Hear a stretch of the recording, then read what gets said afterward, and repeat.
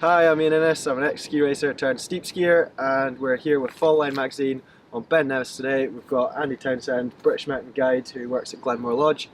I'll pass over to you. Hey, great, thanks Ian. Yep, we're here on a beautiful spring day to go and sample some of Scotland's finest steep skiing on the north face of Ben Nevis. We're going to go and look at some of the techniques that you can use to help you access these steep lines and then go out and explore and enjoy the best steep skiing Scotland has to offer. Okay, we're here at the top of number 4 gully on Ben Nevis, and we're just going to look at some very simple rope techniques that we can use to gain access to the top of a gully. Now the gully might be icy or might have a difficult cornice, and the rope will allow us to get in with more control, style and grace. We know there's a cornice there and we want to go and inspect it, and we're probably looking, if it's safe and there's nobody below us, to cut some of that away to make our entrance a bit better. We're going to take, Ian's going to go to the edge, but first he's just going to clip himself onto the end of the rope with just 2 very simple overhand knots and a carabiner. And then he's going to walk forward, I'm going to walk back and give him a body belay, and I'll be sat in the snow with my feet braced, ready to go.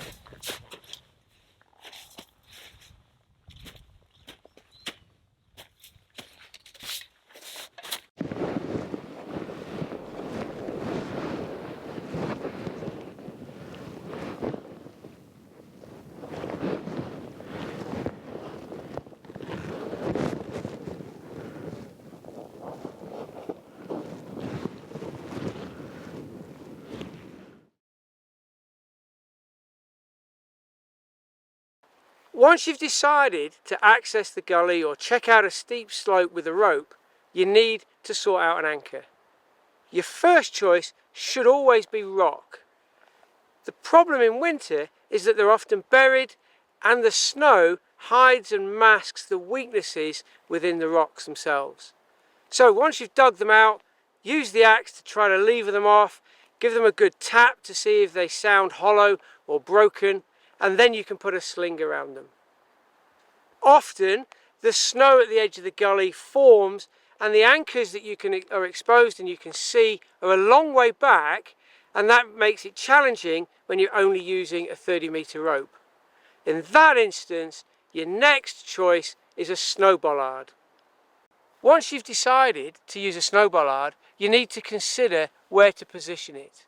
If you're too close to the edge, you won't have enough room to put your skis on. And if you're too far back, you're going to run out of rope before you've got off the steep terrain. Once you've found the right position, you need to consider the size of the snow bollard. And that will depend on the consistency and quality of the snow. We have 3 main sizes of bollard. In hard, refrozen spring neve or fern, you can have a bollard that is basically the size and circumference of your axe. In softer spring-like snow, you want to use your arm and axe. And in soft powder or very brittle snow, you want to make it as big as you possibly can.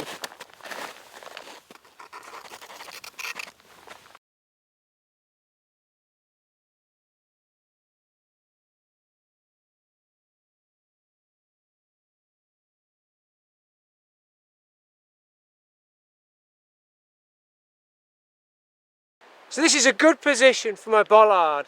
It's close enough to the edge that I'm going to be able to get my skis on comfortably and get over, and it's not too far back so I won't run out of rope. I've also managed to find an area of relatively undisturbed snow, because the strength of the anchor depends on how consistent the inner face is.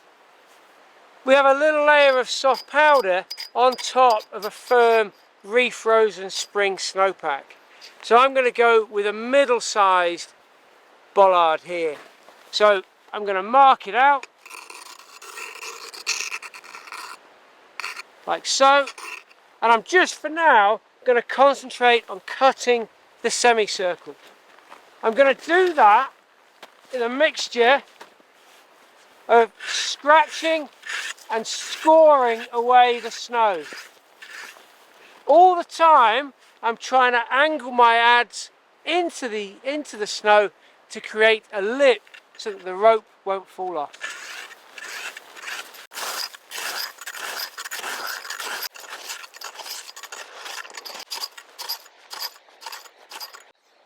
So I've finished cutting the bollard. I have extended the semicircle with two legs that come forwards. Don't bring them together because that undercuts the strength of the whole bollard. While I was digging, I was feeling for the depth, the densities of the layers. We're very lucky today that this snow is all one uniform layer. But often in Scotland we get dense wind slab sat on top of loose powder.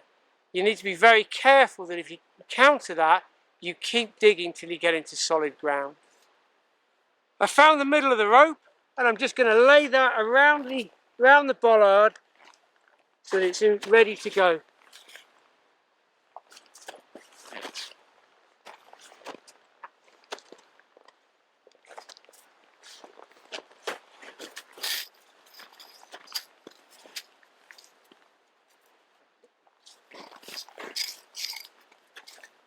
And then come down slope a little bit to where you're going to put your skis on and abseil from, and just give it a bit of a seesaw like that to help it settle and seat itself in. Now I can throw the rest of this down the slope and I'm ready to abseil. If you're worried, put a couple of knots in the end of the rope. That will help stop you abseiling off. Like so. In softer snow, always consider reinforcing the shoulders which are here. That's the point where the rope is going to put the most pressure on compression. And I can just slide my ice axe or a ski stick into the bollard so that the rope rests against that, and that will help reinforce it. Obviously, if you're going off this and not coming back, don't do that because you'll risk losing your kit.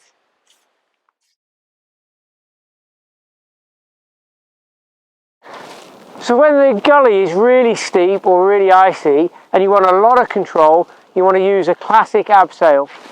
To do that, we need to get the rope around our body and use the friction of the rope against our body to give us the braking force. I'm going to first off lift the rope over my skis. To get this rope around my body, the simplest way now is to take off my downhill ski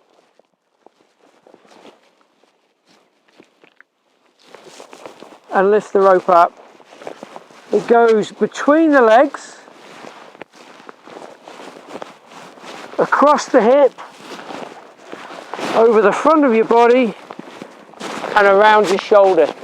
Make sure your hood is up so that protects your neck from the friction. It's a good idea to get rid of your ski sticks.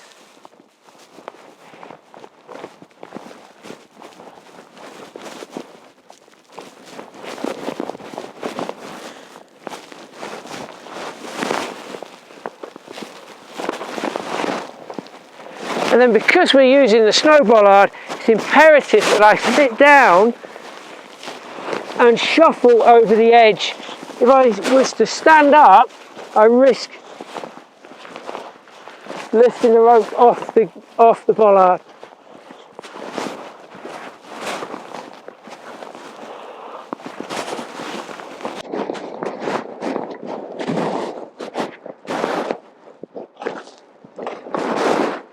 Now I'm sat on the edge and I'm holding onto the rope. I control my descent with the downhill hand and I can just ease myself over. As soon as you can get stood on your feet, it's imperative that you lean in out of the slope and onto your edges.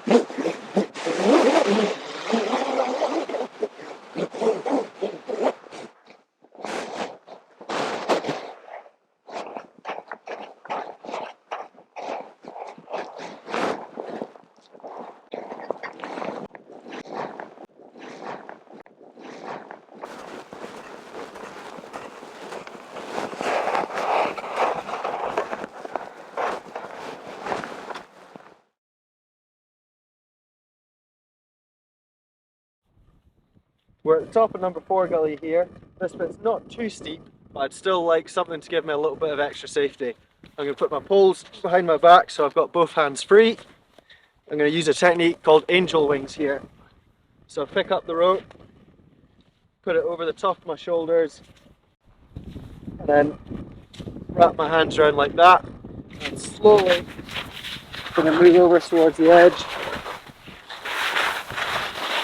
keeping the weight on my feet but just using the rope to help me in, and slowly shuffling my way down into the gully. Now that I've passed the cornice, I'm a wee bit happier here, so I'm going to bring the rope round to the front and just use hand over hand to get myself a little bit more in the gully.